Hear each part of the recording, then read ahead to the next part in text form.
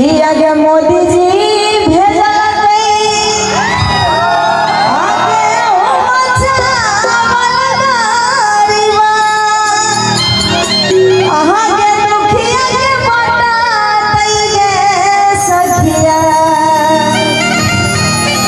सखिया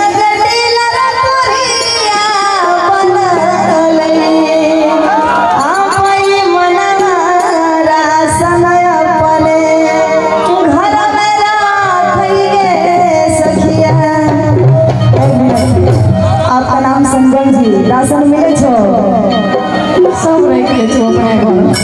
की करनी बढ़िया भैया एक मिनट समय कीजिएगा संगम जी को जरा बोलने दीजिए जे गायर देने हुआ गायर अभी तू देखी फेमस है की करनी कोरिया सब अपने घर में रख ले छो ककरो नहीं दे छो बाप क्रिया खोता को बाप क्रिया नहीं मिले छो तोरा राशन तोरा मिले छो तोरा दे छो राशन नहीं मिलता हमको झूठ बोलबे तो देखो एकरा दोनों मस के करो ले हमरा भाई दे छे जे दिन से गाना निकाल के ना गाना निकाला के 1-2 महीना बाद हमर राशन में नाम जुट गेले नहीं पहले ओइस पहले नहीं रहे ओहे गुस्सा पर त गाना निकाल लिए रहे और कहा के छे के आगे मोदी जी भेजा